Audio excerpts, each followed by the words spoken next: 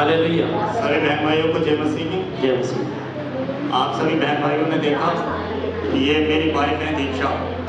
अभी 2 महीने पहले हमारी शादी हुई है लोग, और मैं यही गवाही देने के लिए ही मैंने पर्ची दी थी कि शैतान बहुत दिक्कत कर रहा है। जब से भाई ने, मेरे भाई पास्टर जी ने प्रार्थना की है, तो परमेश्वर ने ऐसी सामर्थ्य से कार्य किया है कि जैसे भी शैतान आता है तुरंत चला जाता है। हालेलुया।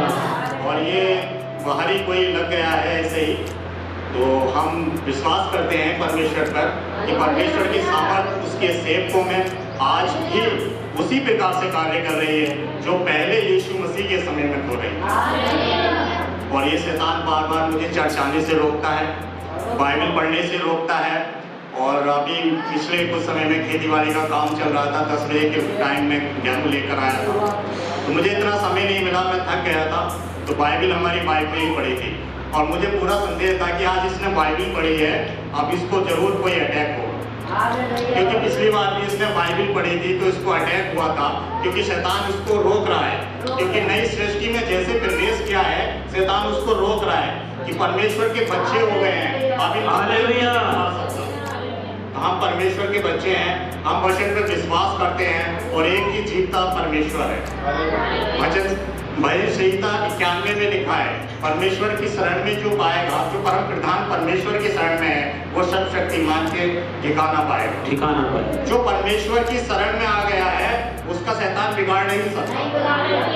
प्रकाशित वाक्य में भी लिखा है कि मैं मर गया था और अब जी उठा हूँ, और अधोलोक की कुंजियां, स्वर्ग की अधोलोक की कुंजियां मेरे पास में। देखिए, मैं एक छोटी सी बात कहना चाहता हूँ सभी बहन भाइयों से। हमारे जीवन में सबसे बड़ा कारण ये है कि जब हम परमेश्वर में शुरू होते हैं तो एक आत्मा, एक परमेश्वर का जन बचाया जाता है, और शैतान को ये बुरा लगता है कि ये बचाया जा रहा है। और उससे कोई मतलब नहीं है, कोई चोरी कर रहा है, कोई गाली गलौज कर रहा है, उसे किसी से मतलब नहीं है। वो फलेंगे, फूलेंगे, बढ़ेंगे, लेकिन जो सच्चा जन होगा शैतान उसी को परेशान करेगा, आसपास के लोग उसको परेशान करेंगे। लेकिन आप घबराना मत, वचन आप बिल्कुल मत घबराना, परमेश्वर के इस वचन पर विश्वास करो। वचन ही पवित्र आत्मा है जो आपके अंदर देहधारी हो रहा है, जो आपके अंदर परमेश्वर जी रहा है, और यही परमेश्वर है जो आपको सामर्थ्य और अद्भुत कार्य दिखाता है। हम अनंत जीवन में प्रवेश कर रहे हैं। पिछली बार पास्टर जी ने प्रचार किया था कि यहोवा का नाम और बछड़े, यहोवा के नाम से बछड़े को बलि दी जा रही है। यानी कि परमेश्वर ने ये बताने का प्रयास किया है कि जब हम पूरी तरह से परमेश्वर में हैं तो पूरी तरह से परमेश्वर में ही रहें, क्योंकि खुदा अपनी सामर्थ्य को प्रकट करता है। बहुत से बहन भाई ऐसे हैं जो इसको विश्वास नहीं करते हैं, कहते हैं कि यीशु मसीह कलवरी पर है। जब वो ईश्वर है तो कलवरी पर क्यों कुर्बान हुआ? वो कलवरी पर इसलिए कुर्बान हुआ कि उसके बच्चे बचाए जाएं, क्योंकि हम ऐसा कोई भी मनुष्य नहीं है जिसने पाप ना किया हो। अब जिसने पाप किया है तो पाप का जो है हमें दंड तो भुगतना पड़ेगा।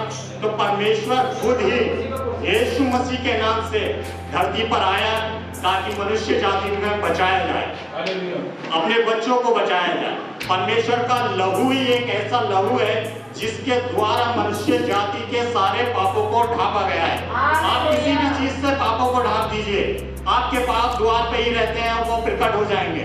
लेकिन जब परमेश्वर ने अपना लहू बहाया, अपनी आत्मा, अपना बलिदान दे दिया और अपना आत्मा आप पर उड़ेला, तब शैतान आपके गुनाहों को दिखा नहीं सकता, क्योंकि वो पवित्र लहू जो उसने बहाया है उसने आपके पापों को ढांप लिया है। शैतान नहीं बता सकता स्वर्ग में भी कि तुमने ये पाप किए हैं, तुमने ये पाप किए हैं। इसलिए अब तक जो हमने पाप किए हैं हम परमेश्वर से क्षमा चाहते हैं। परमेश्वर ने हमारे पापों को अपने लहू से धो दिया है। अब हम आत्मा में भरेंगे, उस पवित्र आत्मा को वचन से ग्रहण करेंगे। जब हम आत्मा में भरेंगे तो हम नई सृष्टि होंगे, अब शैतान हमारा कुछ नहीं कर सकता। तो आप जीवते परमेश्वर के लोग हैं, आप मुर्दा नहीं है, आप जीवित हैं। क्यों जीवित है? क्योंकि आप परमेश्वर की हैकल में हैं, आप परमेश्वर के भवन में हैं।